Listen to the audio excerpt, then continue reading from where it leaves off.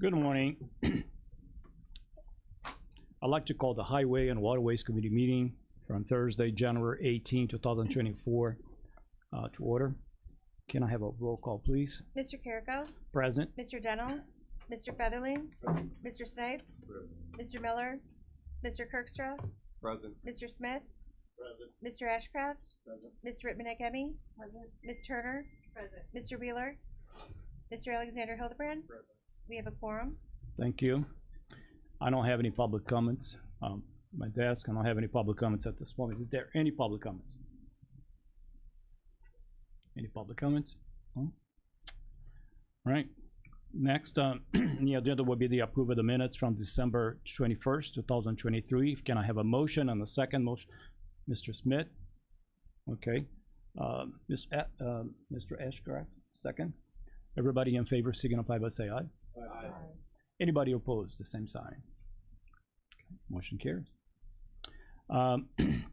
Under the waterways, I'm going to actually pass that to Chairman Wheeler. I think you had some stuff that you want to talk about. Charles? Yes. They were I sent supposed to him be here on this call. I sent him an invite. Okay. Yeah, see if you can shake the tree. Ben will be talking about some stuff. Okay, cool.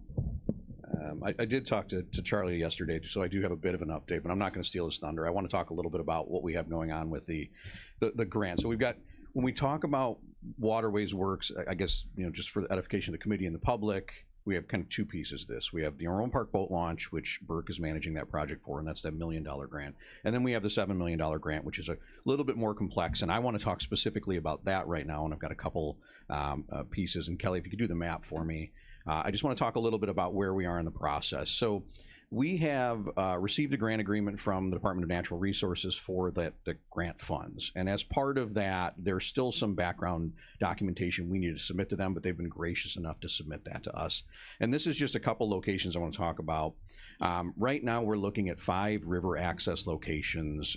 2 of them are owned by Kankakee County, and then the remaining 3 are owned by local units of government that we're in discussions with. And we're trying to propose information to the department to start what they call their CERP process. So that's their comprehensive environmental review process. And the second page of this will get into a little bit about the CERP process. But so we have both the Laurel Lane properties. I know this committee is probably familiar with through PZA, but we were able to purchase and demolish buildings on 3 properties through IDNR, and that's so that at the end of Laurel Lane. This is a very flat site.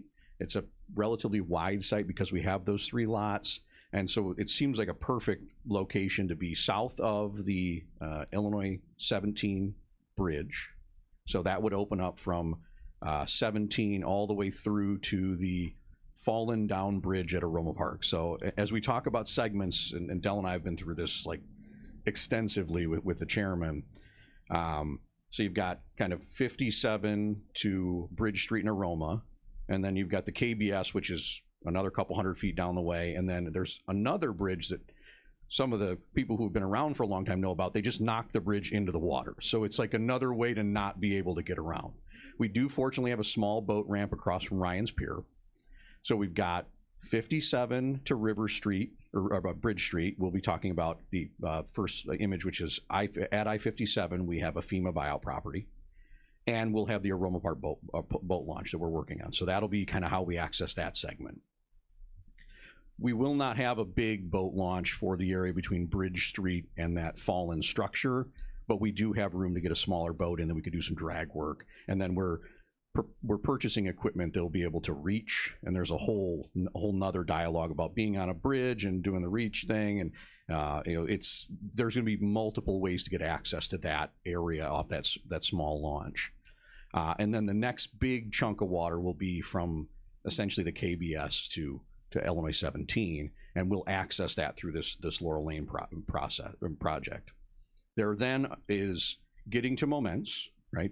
Pre-dam, so dam to 17. So we've got a location we're proposing. We're working with the Village of Sun River Terrace on, and when we get that settled and see what might be a good location for that. And I know there's other dialogues happening within the county about properties along that that way too. So it's all these kind of go into this big package.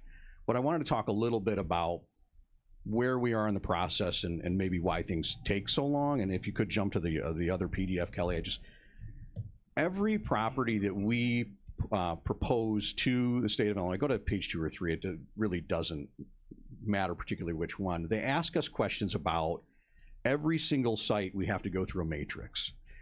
They ask us what the noise impacts are going to be, what the wetland impacts are going to be. And while I'm a grant professional, I'm not an engineer. I'm not an environmental conservationist. I didn't get my degree in that. And so we're in the process of working through trying to identify who can kind of answer these questions appropriately. I could check the boxes and send them in, but we don't necessarily think that that's an appropriate means.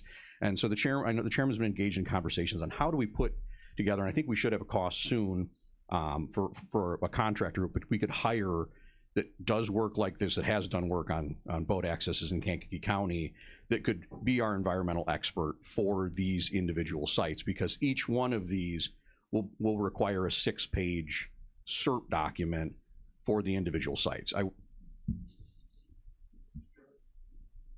Just to frame it up, much like we have Doug Bright and Bright Architecture as our architect, it would be someone to assist us on these, I don't want to call them low-level engineering things, but it's not hugely magnificent engineered projects. We could ask them questions about those, but it's to be our local, I don't want to say ace in the hole, to get us through things like this. Yes, and it's the person who would represent us in a development project, right? So we need somebody to look at, so similar to what Mr. Bright does for us, or what Greg would do for us for highway projects, where we get bids back. If it's $50,000 or $50 million, somebody's got to look at it on our end and say, man, that seems off base. So, as our protection, we need somebody with this level of expertise to develop these site plans and make sure that we're doing the appropriate work to get the job done. So a 30-foot wide boat ramp, but also so it doesn't cost the county an infinite amount of dollars just because, my office, me being inexperienced in doing this, I wouldn't be comfortable drawing the lines and saying, we should just do it here. It's better to have somebody who really knows what they're doing, and that'll protect us kind of from both sides of that, in that the grant agency will be happy, but also we won't have expensive projects where they don't need to be expensive. And so this is, again, I feel like when we talk about $7 million, we talk about the movement of the funds, it's a hyper complex project as it relates to stuff that will be happening on the ground. We then have the component, which is us purchasing equipment, which doesn't have quite the environmental impact in that we're not building a physical structure. There are noise ramifications and things like that, but the environmental impact of buying equipment will be more tied to the permit for maintenance. So that would be likely, and I was hoping Charlie was here today to explain a little bit of this, but we have a permit we've applied for with the Corps to where we would get like an extended permit. We kind of give them a universe and say, hey, within this bathtub, we want to do this type of work. If it's, tree removal or whatever that may be. And they would say, okay, we'll give you kind of a rolling permit. And that would be where we would sign off for the environmental side of the equipment. Because you buy a backhoe, there's no environmental impact. You dig scoops in the river, there is. So you kind of work it under a separate permit. So we have a permitting process now from an environmental standpoint for sites. And that's what we're working on right now. Again, hopefully, I would say maybe by next month, we should have for you a cost to bring forward to say, here's what it would cost to design, or at least site plan these locations, so we can get that moved forward, get the grant agency happy, make sure our reporting's happy and things like that. And then continue to go down the road of purchasing equipment, which I still think, at least as I've always looked at this, we're looking at 2025. This is not, lead time on equipment's not fast. We didn't really expect this to happen like quickly necessarily. But when you talk about going from not having a waterways department to having 5 boat access, a building, and a bunch of equipment to go from 23 to 25, it's kind of a short window. So it's fast for us, but we want to make sure we're doing it in the right steps and making the grant agency happy. So I just wanted to give a little bit of an update on the bigger grant. And then if we do have Charlie on today, he'll give an update on Aroma. If not, I'll give you a bit of an update on that. Chairman Wheeler. It was from your grant experience, and I was viewing it this way, the engineering expense for these waterways related projects, what we're talking about, our local representation, if you will, engineering resource, that is also billable to these projects. I'm viewing that as well. Yes, yeah, so our representation and our work, we're not billing my time to that, as a county, we're not billing like our staff time to it, but we will if we incur direct costs like that for putting designs together. That will be something we'll apply to the grant.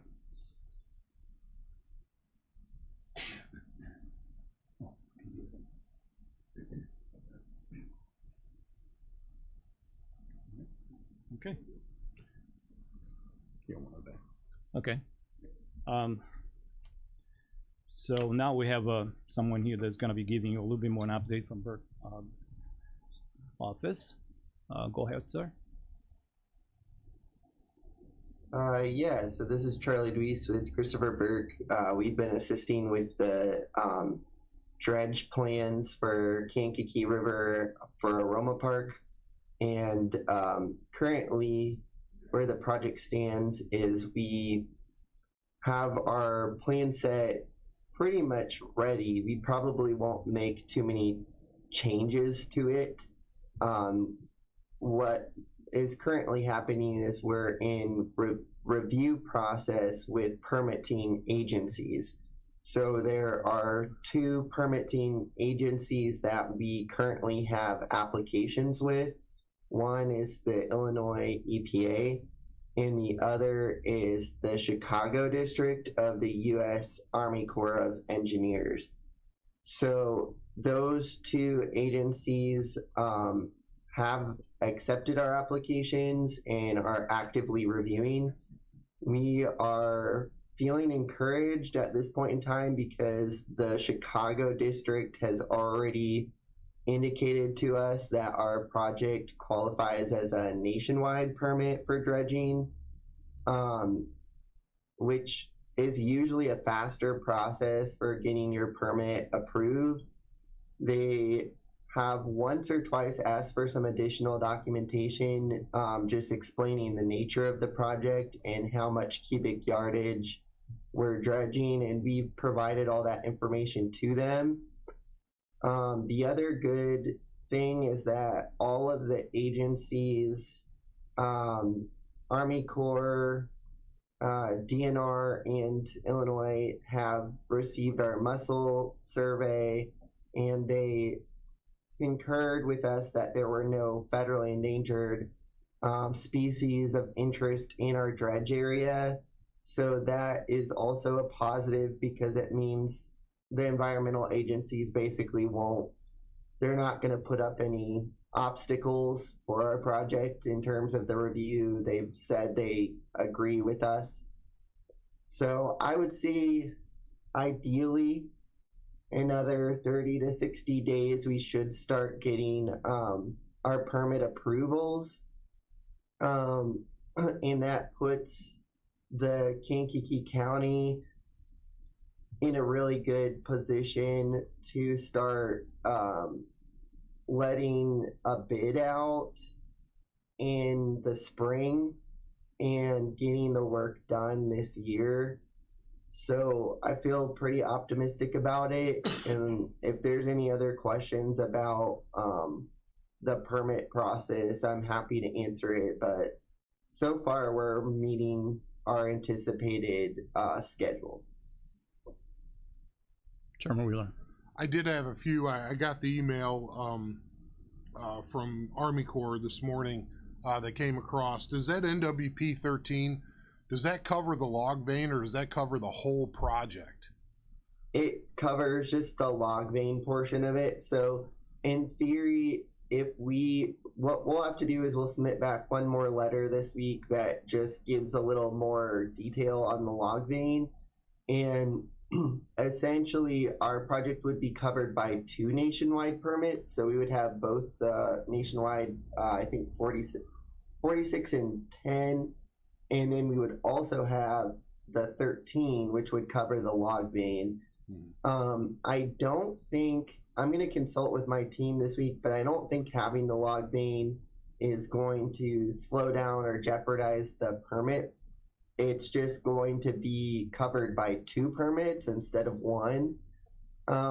We do feel, after talking with my team earlier, we feel the log vein provides a really good opportunity to demarcate where the sediment accumulation line should stop. So it will create kind of a place where any future maintenance can look at that log vein and measure against it as far as sediment filling back in. We think it'll also keep that sandbar held back. So right now we're planning on keeping it unless we find something in the permit process where they're pushing back. But so far, it seems positive. They're calling it a bank stabilization measure, which is usually very positive in the regulatory world. Good. I'm glad you didn't say it was a line in the sand. I thought you were going that direction. So and I was going to ask you to describe the purpose of a log vein, but you kind of touched on that a little bit of what it's doing. Now, I did notice, and I was pleasantly surprised to see that we've applied for the permit for an amphibious excavator dredge rather than the hydraulic. Is that the case? Did I read that correctly? We have indicated in our permit application that this will be it will be traditional removal with an excavator. That was what we said in the permit application, which means you can use any equipment that has a scoop process for removal. The Kankakee is really too shallow to support hydraulic dredging very efficiently. I think that the amphibious excavator would be covered under how we've described in the permit process, which is just 1-step removal where you're doing a traditional scooping out. And then you're going to load that sediment and haul it off-site. That's what we've indicated in the application. Yeah, and I thought that was a very good thing, and I think Greg is here from our highway department. We had talked, and I said, well, our guys are going to get a chance to kind of shadow a little bit the project, because if we apply, and this was a question that me and Ben were going to ask, can we get a continuation permit to keep this clean? Because if our guys are going to be there to witness how to use this particular piece of equipment that is used, that potentially we are buying, it seems like things are coming together in a very positive for this location, and then also up and down the river for this use. The maintenance side of it. Our contact with the Chicago office, Sophia, I'm going to ask her today how long our permit for the nationwide would extend once we're authorized. But I think you'll at least have 2 to 5 years that it would cover. And I believe there's a process where you can submit a letter request to renew or extend the permit. So it would be a process where someone with the county every 2 to 5 years likely is going to have to submit kind of a renewal letter request, and that will keep the permit going so that they can continue to do some maintenance dredging within the same footprint. If we were going to budget for that application cost, it just is that a $20,000 application, 10,000, $5,000? I don't think it's going to cost you any additional money, but I will ask Sophia at the Chicago district what needs to be done in terms of renewing in that 2 to 5 year. If there's a project cost associated, I'll report it back. But the Army Corps actually was not what was charging us money. It was the Illinois EPA. They require a percentage of your cubic yardage. So I think we ended up paying like $3,000 to the Illinois EPA, something like that, just to apply. The Army Corps, I don't think, really charges anything. Okay. So More to come on that, I guess, Mr. Chairman. But it seems like our application costs might not be that grandiose too, because we know sand's going to fill back in over time. That's a major question and a comment we get out there. We're designing this to account for that and to be able to maintain that so we can use the ramp and boats can get through the area. Right. So. And I like the idea of a continuation with the, you know, the maintenance aspect of the work. So, and also you guys already touched a little bit about the your proposal of having some individuals with the know-how and expertise, and then you already said that that will come from the grant, correct? So we don't have to worry about the money coming from anywhere else. It comes from the grant. Mr. Snipes? So it's my understanding, looking at the stats, that if we are going to move out the sediments from the river about 28,500 feet of sand. If we're dealing with 9 cubic feet, correct? 9,500 cubic feet, because the cubic is 3 feet wide, 3 feet deep, 3 feet high. So you're moving, if you're moving that sediment, by the time we get through, we're actually moving 28,500 feet of sediment from the river. I think that will be maybe a question for Charlie in that case. yeah, so what we specified, the Army Corps wanted an exact number of cubic yardage that we were going to move. That was, I will say, challenging because there might be a little bit of refinement that we do on the grading before we finish, but we did indicate to them a minimum of 9,500 cubic yards will be removed, which is 256,000, give or take, cubic feet. I actually believe that number might be a little bit higher than 9,500 before we finalize the plan, but we have to specify an approximate, as you know, a best guess. And based on our current grading plan, that's what that number is give or take around 10,000 cubic yards. We originally, at the start of the project, discussed with Andy and others on the board in the highway department whether it would be wise or not to remove more sediment. And our conclusion on that was that if we took all the sediment across the full width of the river, it would actually slow down the velocity of the water moving through there, and it would actually aggregate or come back in. That sediment might actually deposit back in faster, which is counterintuitive. You might think, okay, remove more, it's going to be better, but we actually wanted to remove from a narrow area so that the water would move faster through that area. Oh, okay. Anybody else, any other questions or comments for Ben or Charlie? Questions? Comments? Nope. All right, thank you.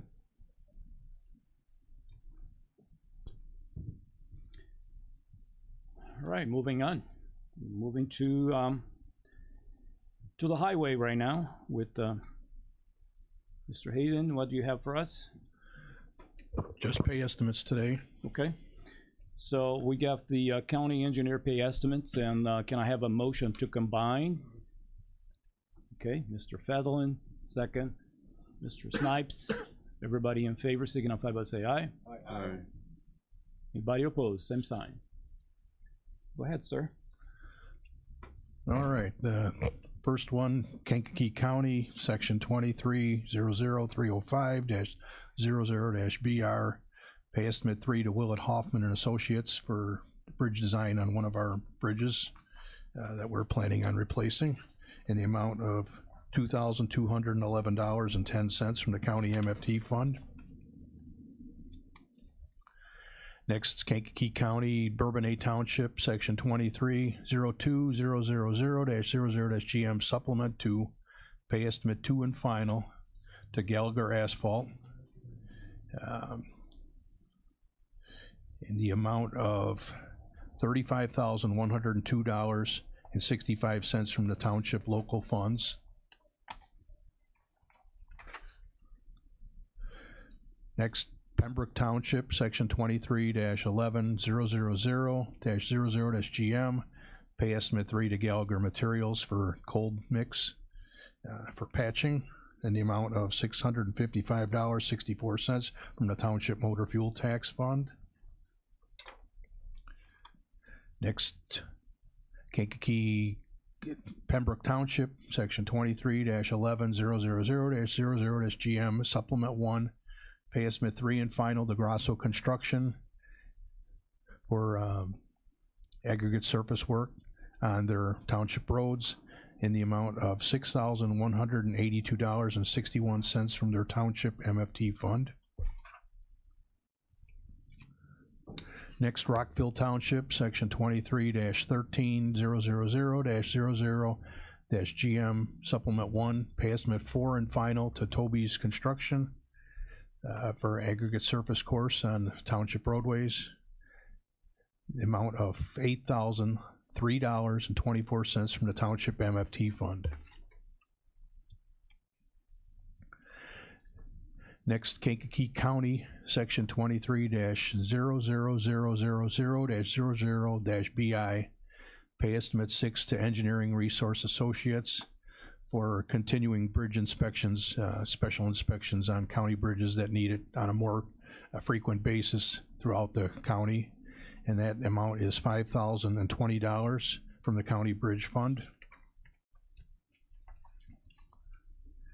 Next, Janier Township, Section 22-04108-00-BR, pay estimate 4 to Engineering Resource Associates for designing a new bridge on one of Janier Township roads, and that is broken into $1,664 from the Township Bridge Program, $208 from the County Bridge Fund, and $1,005.20 from the Janier Township local funds. Last one is Kankakee, Bourbonnais Township, Section 17-02124-00-BR. That's the Davis Creek Bridge that they've been working on over the fall. Pay estimate 5 to Toby's Construction. And this is broken down into $34,601.10 from the Township Bridge Program, $4,325.14 from County Bridge Funds, and $4,325.14 from the Bourbonnais Township Local Fund. And that is all. Thank you. Any questions or comments? Mr. Snipes? With that 19 cents being added to the motor fuel tax, the additional taxation that they put up on the motor fuel, we've been able to do a lot more projects throughout the county with that with the additional funding. I wouldn't say a lot more, more than we used to. Or double, almost at least, I would say. Chairman Wheeler? How much have cost increased since that has happened? I'm just curious. Costs increased more than the increase we're getting in the motor fuel tax. Thank you. Asphalt's going up. Stone quarry prices are never going down. They go up. And at least 10%, it seems like. Concrete prices, we got a letter from one of our suppliers. Their price was going up like 10% this coming year as well. Yeah, but if we did not have that additional funding, we would not be doing as much as we are doing now. matter of fact, we'd be at more of a restraint, I would believe. So I was thinking that when the individuals pay taxes, especially at the motor fuel level, they're seeing a lot more work being done, not as much as we would like, but they're seeing more work being done for the bang for their buck. And that's the biggest thing is they can see now that when that tax was added, it more so helped the communities and the cities and the village, just through, not only in Kankakee County, but throughout the state of Illinois. We're seeing a lot of construction that's going on. And again, not as much as we like, but if they did not increase it, we'd have been very restrained, especially now with everything going up. Our biggest increase, I think, in funding has been in the county bridge fund and the township bridge funds. IATA's passed, I don't know what you call it, but they've increased the funding a lot, mainly because they haven't increased it since the 70s. So what the number they've increased it to is what inflation would have taken it to now, which is great for now, but we're operating kind of at a deficit from the 70s up till now. We've just caught up and trying to keep our bridges fixed. And Yeah, I agree. Anybody else? Okay. I need a motion and a second to approve the county engineer pay estimates. Mr. Federlin, second by I can do it. Mr. Snipe. Roll call, please. Mr. Carrico? Aye. Mr. Featherling? Mr. Snipes? Aye. Mr. Kirkstra? Aye. Mr. Smith? Aye. Mr. Ashcraft? Aye. Mr. Obinigami? Ms. Turner? Mr. Alexander Hildebrand? Motion carries. Thank you. Is there any old business? Any old business? No? Any new business? Any new business? Any other business? Is there any other business? Hear none? Can I have a motion to adjourn in a second, please? Mr. Smith, yeah, there we go. Now we got somebody else here. You got Mr. Ashcraft second. Everybody in favor signify by say aye. Aye. Anybody opposed, same sign.